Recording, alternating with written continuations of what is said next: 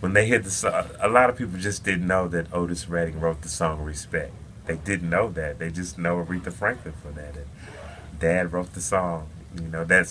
Everybody talks about Dock of the Bay. Not everyone who rises to fame earns respect. In the world of 1960s soul music, there were those who shot to stardom, but were utterly despicable. Otis Redding, a titan, a man who lived for music, for community, for the dignity of black artists, saw it all clearly. Before his tragic death in a shocking 1967 plane crash, he revealed the names of those he loathed with a passion, not out of jealousy, but contempt, not because they lacked talent, but because they threw away professional ethics, trampled on honor, and tarnished the image of black artists at a time when the community was fighting for recognition. These people, you may have heard their names, maybe even loved their voices, but the truth behind them will leave you stunned. For the first time, all 11 names Otis Redding despised are revealed. This truth has never been told publicly, and once you know, you'll never see them the same way again. 11. Sam Cooke, the soul angel who fell into the darkness of scandal and a shocking death. Sam Cooke was once hailed as the Prince of Soul, an icon of sophistication, charm, and unparalleled talent in early 1960s American music. He didn't just have an emotive voice. He was a true musical revolutionary, bringing soul out of the church and into everyday life. With hits like You Send Me, A Change Is Gonna Come, and Wonderful World, Cooke became a cultural monument. He was the first black artist to found his own record label, taking full control of his career, an unheard-of feat at the time, but behind that, polished. Upright image was a truth that left both the music world and fans reeling. From 1960 to 1964, Cooke practically lived on the road tour after tour, hotel after motel. And in those travels, the family man persona the public adored began to crack, though married to Barbara Campbell, his teenage sweetheart. Cooke had a string of extramarital affairs. He didn't hide them. In fact, he left clear evidence a son born out of wedlock with another woman while still living with his wife. Those who worked with him during this time knew Cooke had an almost magnetic pull with women, and he didn't hesitate to use it. His backstage parties were loud, messy, and full of drama. But it stayed under wraps until December 1964. On that fateful night of December 11th, Sam Cooke checked into the Hacienda Motel in Los Angeles with a woman named Elisa Boyer. Hours later, he was shot dead by Aretha Franklin, the motel manager, who claimed self-defense after Boyer accused Cooke of trying to assault her. Cooke was found dead wearing only a coat and one shoe. The police quickly ruled it a justifiable homicide. But the details were murky, from Boyer's shady background to Franklin's odd demeanor and inconsistencies in their stories. Everything raised questions. Was this really just a botched romantic encounter, or the end of a tangled web of mistakes Cooke could no longer control? Those close to him said Cooke had become erratic in his final months. He drank heavily, lost control in relationships, and even showed signs of paranoia. Some believed he was being watched or threatened by shadowy forces in the music industry. Others said his reckless, irresponsible lifestyle paved the way for tragedy. After Cooke's death, the soul music world was shaken. An icon of innovation and civil rights had crumbled in a mire of undeniable scandals. And that's what made Otis Redding, a rising star at the time, turn his back on the man he once idolized, raised in a Christian family. Redding saw marriage as sacred and stayed fiercely loyal to his wife. He had looked up to Cooke as a role model, but learning that Cooke sang of love, faith, and justice while living a double life left Otis deeply betrayed to Redding. Cooke had stained the soul of music, a genre meant to embody sincerity and inner strength. 10. James Brown, the godfather of soul with a dark side of violence, drugs, and backstage meltdowns. James Brown wasn't just a music icon. He was a force of nature in soul and funk. His fierce voice, electrifying dance moves, and blazing stage presence set the world on fire. With hits like Papa's Got a Brand New Bag and I Got You, I Feel Good, Brown didn't just redefine black music. He became a voice of pride and resilience. They called him the Godfather of Soul, a title no one dared challenge. But behind the spotlight, James Brown was a different man, a troublemaker, out of control, aggressive, and dangerous. As early as the 1960s, Brown raised concerns with his erratic temper and violent tendencies. He ruled his band with an iron fist, fining musicians for missing a single beat. He also started dabbling in drugs, which many believed fueled his wild, almost possessed stage performances. By 1965, things spiraled out of control. Brown was arrested for assaulting a woman, not his first incident. But this time, the media couldn't ignore it. In the years that followed, multiple women who'd been close to him spoke out about backstage violence punches, kicks, verbal abuse, even being locked in his home. Some were hospitalized, but too afraid of his fame and power to press charges publicly. It was all carefully hidden behind his suave exterior and infectious music. But for those in the industry, especially those who worked with him, Brown was no easy figure. He lived in his own world, where everything had to follow his rules. No one could mess up. No one could leave the band without his say-so. He controlled everything, from the rhythm to the band's rest time. As his drug addiction became undeniable by the late 1960s, Brown lost what little self-control he had left. Some nights, he performed in a haze, screaming, smashing props. His band was terrified, but didn't dare push back. The public, meanwhile, remained captivated, seeing only the tip of the iceberg. This made James Brown one of the most polarizing figures in soul music. A genius with an unstable personal life, a legend with cracks too deep to hide. And the tragedy was, those cracks directly hurt those around him, especially women. Otis Redding openly disliked Brown, not just for his controlling and violent nature, but because Redding couldn't stomach how a leader of the soul movement, a symbol of black pride, could behave this way. To Otis, Brown betrayed the strong yet honorable image black artists were striving to build in a deeply racist era. 9. Ray Charles, the blind genius lost to addiction, tangled in scandals, and years of disgrace. Ray Charles was a towering figure in American music. He blended soul, jazz, gospel, and R&B into an explosive sound no one could replicate. Blind since childhood, he still climbed to the top, winning Grammys and paving the way for future black artists. But behind the dazzling spotlight was a life of mistakes, darkness, addiction, and endless scandals. A genius living outside the rules, haunted by a past that wouldn't let go. By the late 1950s, Ray Charles was hooked on heroin. He was a rising star, but no one suspected the backstage struggle. In 1961, he was arrested for drug possession, the start of a downward spiral. A second arrest in 1964 in Boston sent shockwaves through the entertainment world. Police found heroin in his suitcase. The image of Ray Charles, symbol of hope and resilience, shattered for many.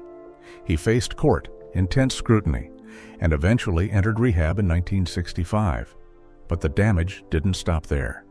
During his addiction, Charles missed recording sessions, canceled shows last minute, and left his band scrambling to predict when he'd be sober enough to work. Some nights, he stumbled on stage, still reeling from a hit, barely able to play. Worse than the drugs was his chaotic personal life. Ray Charles had 12 children with 10 different women, most outside his marriage to Della Beatrice Howard. Despite living with his wife, he maintained secret affairs, some lasting years, others fleeting. In the music world, his running off with lovers became a running joke, endlessly gossiped about. His wife, who supported his career, was repeatedly humiliated by tabloid exposés. The music community was split.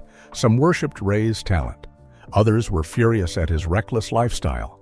For a man who'd overcome so much to become a role model, his descent into drugs and scandals was a bitter disappointment. The 1960s should have been his peak, but became his darkest chapter. Otis Redding, who kept a clean image and inspired young black artists, was deeply let down by Ray Charles. He believed Charles tarnished the image of black artists with his lack of self-control and debauchery. To Redding, Ray was proof that talent alone couldn't make up for a lack of morals or responsibility to the community. 8. Wilson Picket, the soul king with a violent past. Addiction and bloody brawls across America.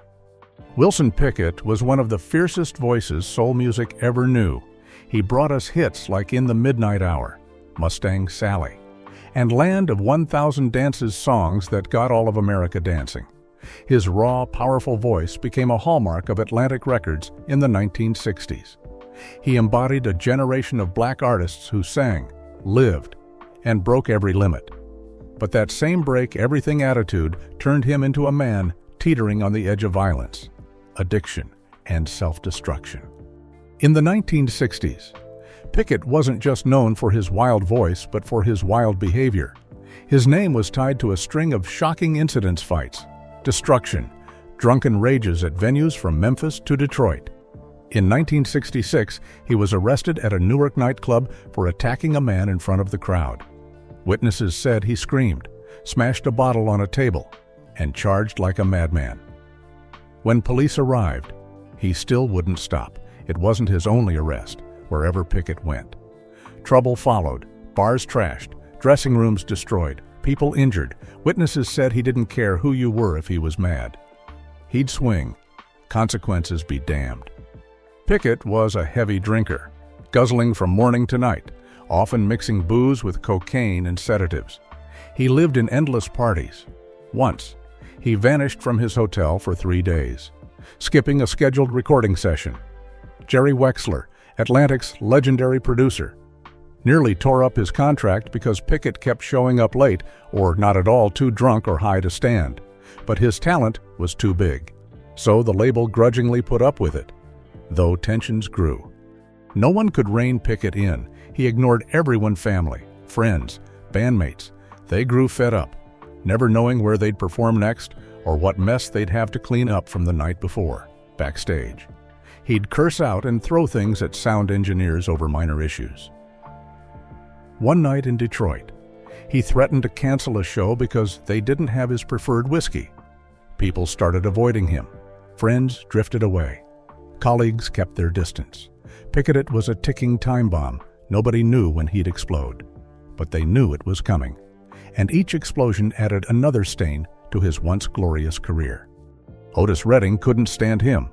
For Otis, who fought to maintain a serious professional image for black artists. Picket was a wrecking ball. His antics gave white promoters excuses to sideline black performers, feeding into stereotypes. Redding despised Picket's reckless lifestyle and disregard for the community's efforts to build respect. 7. Marvin Gaye, the soul genius with a rebellious streak, affairs, and a slap in the face to his label. Marvin Gaye wasn't just a soul legend, he was the soul of a golden era.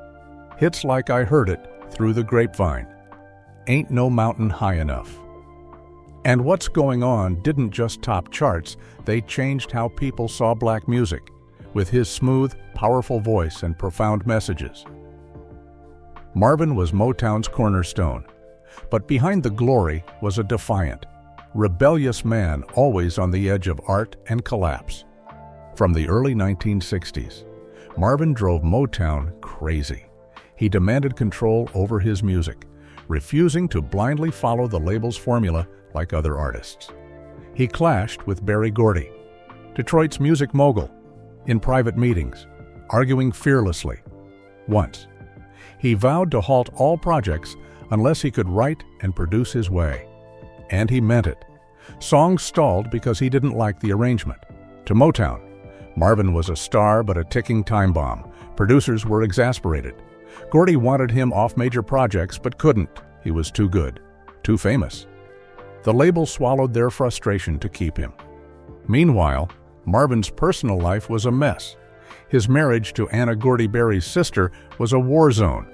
They looked perfect in public, but behind closed doors, it was jealousy, fights, and rumors of affairs. Marvin was spotted with other singers on tour. Some said he whisked a crew member away for a private getaway days after a blowout with his wife. Industry whispers claimed Marvin never stayed put. Women flocked to him, and he never said no. Anna knew but stayed silent, partly for fame, partly for her family's power. By the late 1960s, Their marriage was in shambles. Marvin wrote music to cope with his inner turmoil, but kept pushing moral boundaries, living by impulse, ignoring advice, and breaking his wife's family beyond repair. Otis Redding, loyal to Stax Records and devoted to family values. Couldn't stomach Marvin Gaye. To Otis, Marvin was ungrateful, betraying the label that made him and hurting a woman who sacrificed her pride for him. Otis despised Marvin's reckless, dishonest, irresponsible life, a stain on the soul music he held dear. 6.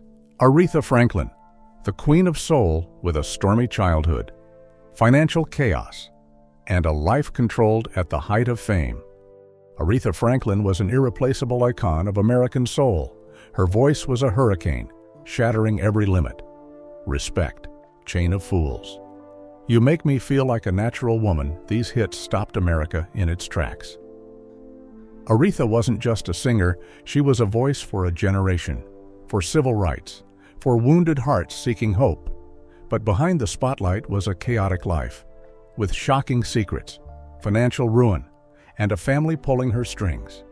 No one could have guessed that the woman who sang of power and dignity started her career in unimaginable turmoil.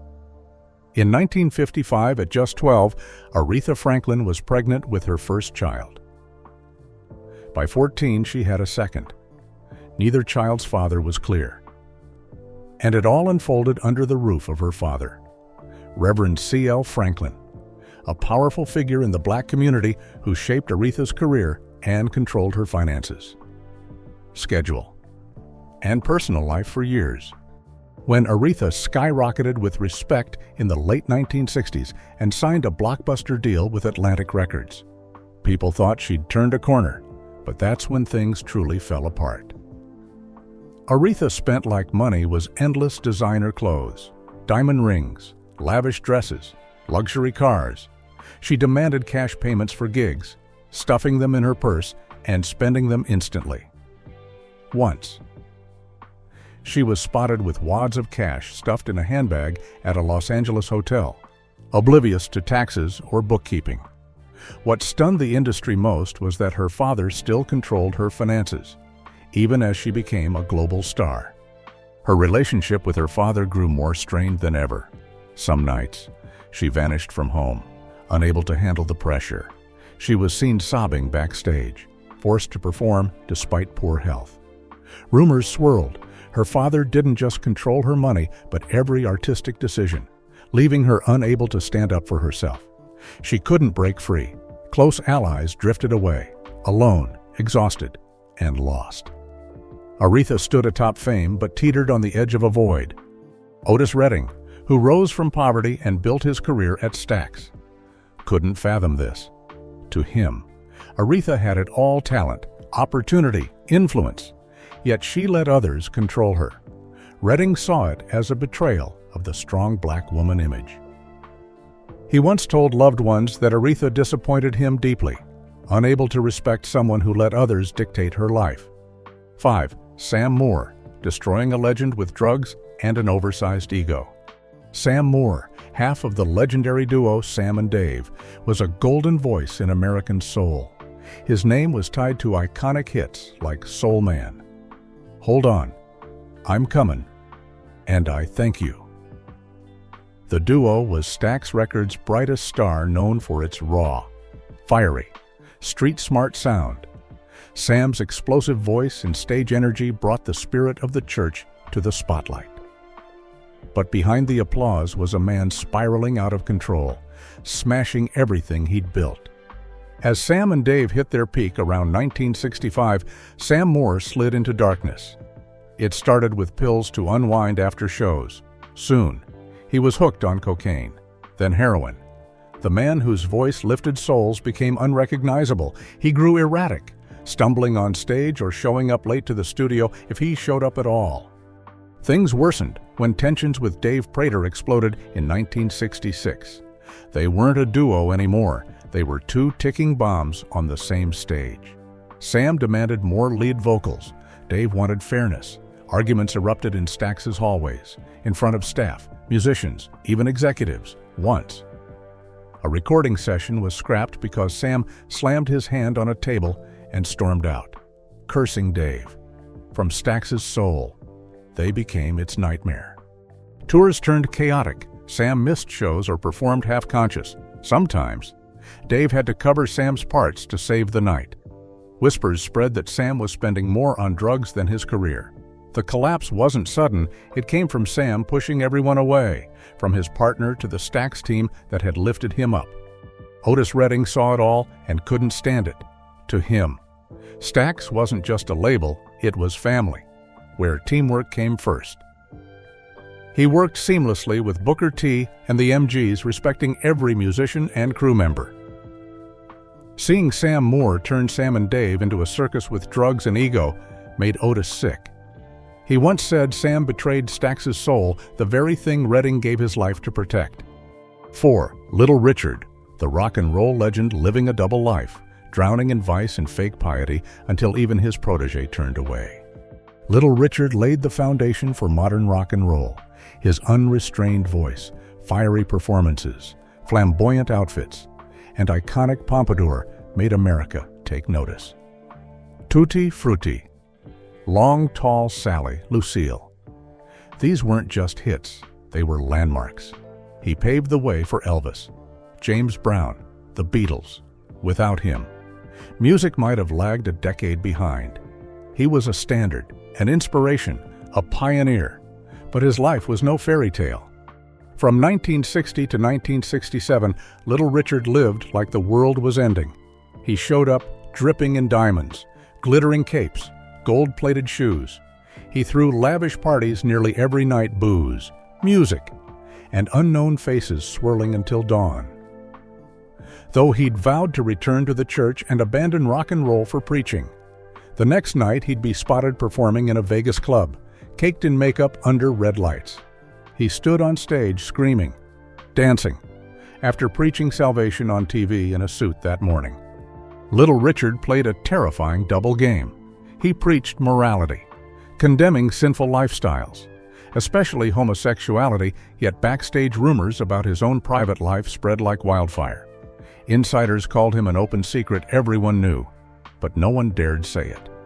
With harsh stigma at the time, Richard denied everything, using religion as a mask. When questioned, he'd pivot to returning to God to dodge scrutiny. But people weren't fooled. Musicians, dancers, and crew whispered about what they saw backstage, a wildness that clashed with his public image. Money slipped through his fingers. In the early 1960s, he earned hundreds of thousands but kept little. Every tour was a spending spree, luxury hotels, custom clothes, limos trailing like a parade. Accountants couldn't keep up. Taxes went unpaid. Soon, he was playing small gigs just to sustain his lifestyle, all to mask an emptiness and fear of fading away. Otis Redding worked for Little Richard early in his career, idolizing him as a mentor. But the closer he got, the more truth he saw. Richard wasn't the teacher Otis hoped for. He saw Richard preach by day, then party wildly by night. He heard Richard's moralizing words while knowing what happened behind closed doors. Raised in the church, Otis couldn't stomach the hypocrisy. To him, Little Richard didn't just deceive fans, he betrayed the sacred gospel roots they shared. From admiration, Otis turned to disgust, even refusing to share a stage with such a two-faced figure. 3. Etta James, the at last legend who fell to heroin, destroying herself at her peak. Etta James was a voice that silenced America. Her singing was like thunder in a clear sky, powerful, raw, haunting. She gave us the timeless At Last, hailed as one of the greatest R&B voices ever. When she stepped into the studio, everyone went quiet. She didn't just sing, she tore listeners' hearts open. In the 1960s, Etta was a breakthrough, a black woman defying a white-dominated industry, shattering stereotypes. But in that same decade, she tore her own future apart with heroin and toxic relationships she couldn't escape. It all unraveled in the early 1960s. At Last launched her to stardom in 1960, but within years, Etta lost control. She turned to heroin, to numb a past of abandonment, abuse, and exploitation. In 1963, she was arrested for drug possession. The music world was stunned a woman with such a legendary voice, sinking into an inescapable pit. It wasn't just addiction. She fell into relationships so toxic they crushed her spirit. Etta married a man who controlled her obsessively, managing everything from gigs to money. She was manipulated, her finances drained, her career no longer hers. Chess Records grew fed up as she skipped shows, missed recordings, or showed up strung out or in rehab. Some staff recalled her arriving at the studio with bloodshot eyes, hands shaking, unable to remember her own songs. No one dared say it. But everyone knew a genius was burning herself alive in a fire of drugs and personal crises. Each relapse gave people another reason to lose faith. Her talent deserved everything, but she destroyed it daily. She entered rehab at least 3 times in the 1960s, each time seeming like a turning point, yet the cycle repeated. She lost control, contracts, and the respect of peers who once called her the Queen of Soul. Otis Redding couldn't bear it. He saw music as a way to rise above prejudice, a place where black artists earned respect through talent and discipline. Seeing Etta let heroin rule her life filled him with grief and anger. To Otis, she betrayed the black artist community fighting for recognition. He refused to mention her in interviews, viewing her as a tragic example of talent wasted by a lack of will. 2. Joe Tex, the daring copycat who challenged James Brown and lost the respect of the soul world. Joe Tex was a major name on the 1960s soul scene, with hits like Skinny Legs and All and I Gotcha. He grabbed attention with his bold voice and dramatic performances. He knew how to steal the show, captivating audiences' ears and eyes. But that same flair earned him the label of professional troublemaker. Worse, he was accused of plagiarism, a sin the soul music world wouldn't forgive. The drama exploded in the mid-1960s, as James Brown reigned as soul's king with an unmatched fiery style. Joe Tex was suspected of copying him whenever Brown dropped a hit. Tex would release something eerily similar months later. By 1968, when Brown released I Got the Feeling, the tension broke. Brown publicly accused Tex of stealing his style, not just music, but dance moves, outfits, even stage screams. Tex didn't back down, even taunting Brown in songs and interviews. A quiet feud turned public, dragging both into a media storm. But Tex's issues weren't just with Brown. He had a habit of bad-mouthing peers to stay relevant. Whenever someone rose, Tex would take shots, using the press to stir drama. Rumors swirled that he doctored interview headlines for shock value. Some claimed he exaggerated ticket sales on Southern tours, calling himself the top star while playing to half-empty venues. He knew how to grab attention, but it cost him the respect of artists with real substance. Otis Redding, who valued artistic integrity above all, saw Joe Tex as a fake. Otis didn't care about fame wars, but plagiarism was unforgivable, an insult to soul music, where artists had to be real, sing real, feel real.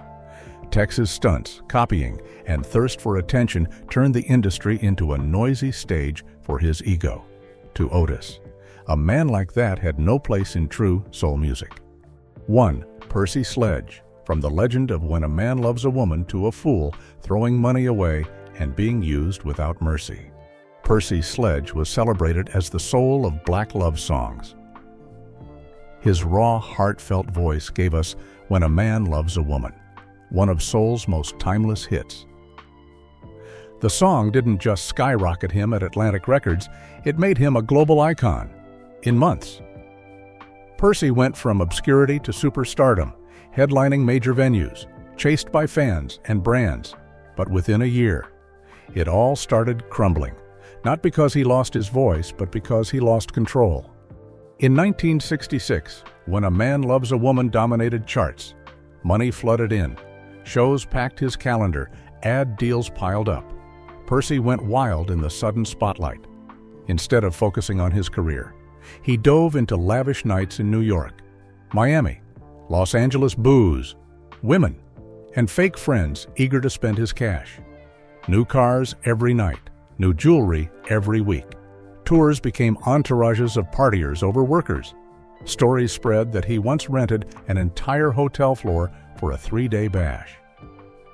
He wasn't an artist anymore, he was a money-burning machine. The problem wasn't just Percy's spending. He let others exploit him without a clue. His manager, controlling his finances and contracts, quietly pocketed huge chunks of revenue from his hit. While Percy jetted between cities living like a king. Royalties, show profits, even ad fees were siphoned off. When he finally noticed, it was too late.